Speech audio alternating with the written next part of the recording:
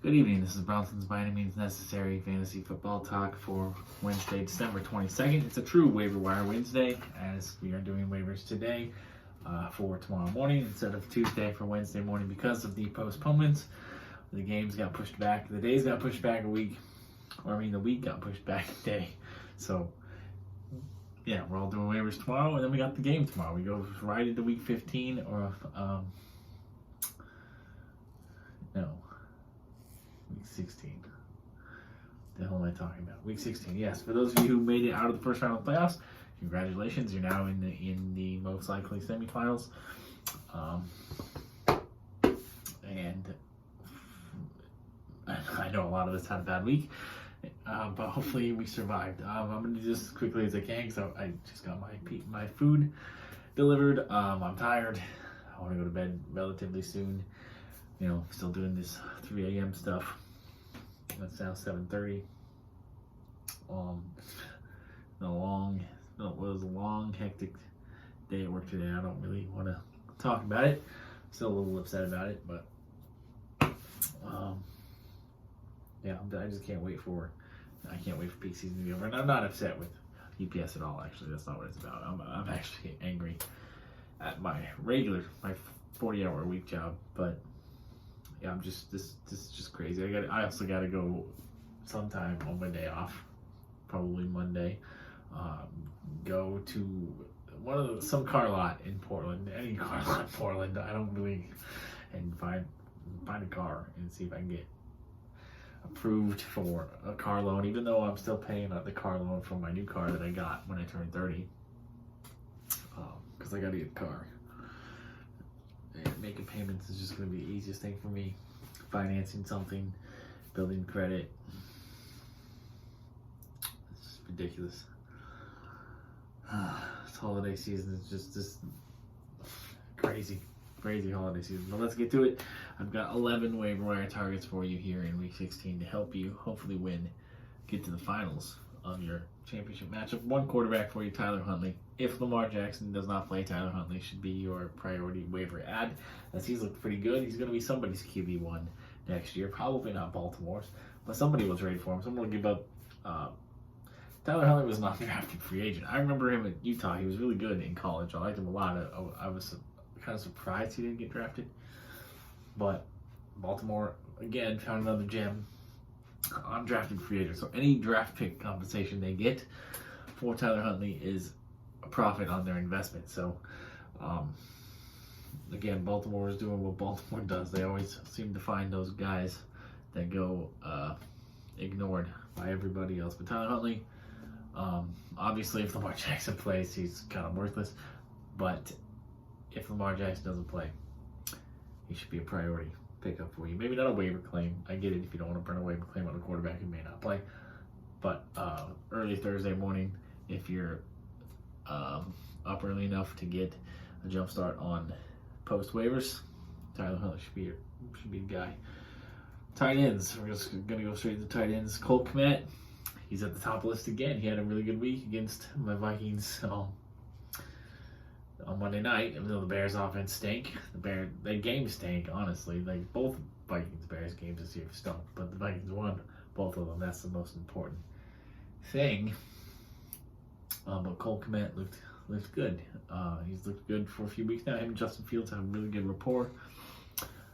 Cole Kmet, especially if you're looking for a replacement for Travis Kelce, Cole Kmet's probably the top guy. Another guy to consider, Hunter Henry. Hunter Henry scored 2 touchdowns last week. He's back on your fantasy radar as he's been a touchdown machine overall this year. Wide receivers, we've got 4, starting with AJ Green. I really like AJ Green. I know that it looks like it's been Christian Kirk lately, and you might want to pick up Christian Kirk too, but I like AJ Green more moving forward here these next couple of weeks to be the guy that Kyler Murray leans on. Amon-Ra St. Brown is really taking over as the wide receiver 1 in Detroit. Again, I've been talking about him all year. There's just a lot of Stephon Diggs vibes when Stephon Diggs came in as a late draft pick of the Vikings. Amon-Ra St. Brown is a guy who probably should have went a lot higher. for whatever reason he slipped. Detroit got themselves a steal. I see Amon-Ra St. Brown having the same kind of career arc as Stephon Diggs. I mean, maybe he won't be that good, but for Detroit, he's going to be very valuable, a very important piece of their passing game moving forward, and he's just getting better every week. Another Lions wide receiver to consider, Josh Reynolds. Just like with Justin Fields and Cole Kmet, Jared Goff and Josh Reynolds seem to have really good chemistry. Jared Goff trusts Josh Reynolds, and that may not be worth much because the Lions, Jared Goff, but Josh Reynolds does have some fantasy value. And lastly, Gabriel Davis is going to be a very good fantasy option should Emmanuel Sanders miss another game this week. Gabriel Davis, in his short career, has had a knack for big plays and has had a knack for finding the end zone. Josh Allen loves to look for Gabriel Davis deep for the big explosive touchdowns. Moving on to running back, I think it's a pretty deep class for running backs despite being only 11 waiver wire people deep this whole for the week. But the top of the running back list should be Ronald Jones. I know Ronald Jones is not very good, but it's the Tampa Bay offense, which is, it puts him on the cusp of running back one value with Leonard Fournette out for this week and probably the rest of the season. Ronald Jones is a guy who could be a big X factor for you these last couple of weeks of the season. Craig Reynolds is a very Lions heavy waiver wire video for week 16, but Craig Reynolds has really come out of nowhere and been a workhorse running back for the Lions, with the potential of DeAndre Swift probably missing the rest of the season, even though he's going to be listed as questionable up until probably Sunday. It's a little inconvenient that the Lions aren't just ruling him out, but gamesmanship, whatever. Craig Reynolds is looking like a guy who's here to stay for the remainder of the season. Him and Jamal Williams. If Jamal Williams comes back, Craig Reynolds should still have a pretty important role. If Jamal Williams remains out again this week, Craig Reynolds, I would probably put him. Well, I'm not gonna put him above Ronald Jones, but he would definitely be probably my second overall waiver priority. Ronald Jones Obviously number one. Duke Johnson came out of absolutely nowhere and lit it up for the Dolphins last week. Duke Johnson had the best running back week by a Dolphin in a long time.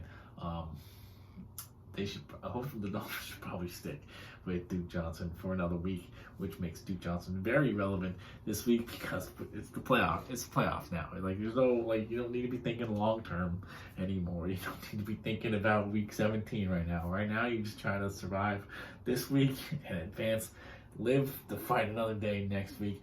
Duke Johnson could really be helpful for you this week. And lastly, Rex Burkhead of the Texans. I know he's nothing special. I know that the Texans offense is nothing special, especially with Brandon Cooks out now. But Rex Burkhead is the most useful of the committee of running backs that they have there in Houston. Rex Burkhead is also very involved in the passing game. He's a multi-purpose running back. He can carry the ball decently, and he can be used efficiently in the passing game as well.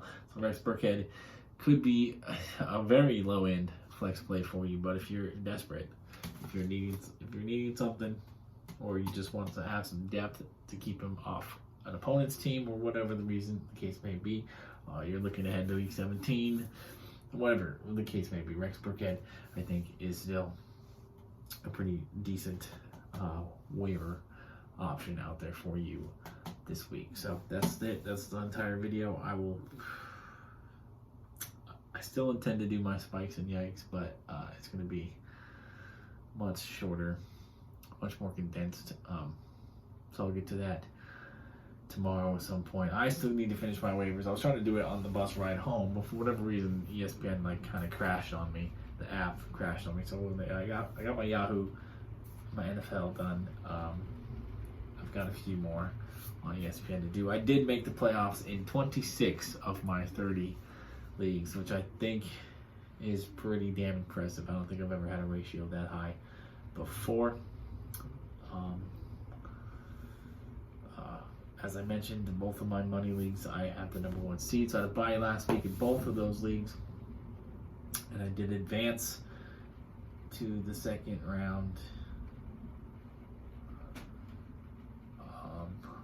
Well, most of my leagues are 2-week playoffs because they're those stupid free ones that you join on ESPN, and they do 2-week playoffs for some reason. But yeah, so far I've only got 1 team that's eliminated from the playoffs of those 26. So still got 25 of 30 teams alive.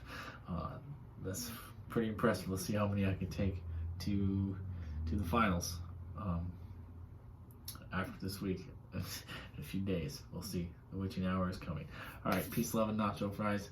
Hang loose. I'm gonna go, just chill and relax for the remainder of my evening tonight. Thanks for watching, and good luck with waivers and in your playoff matchups.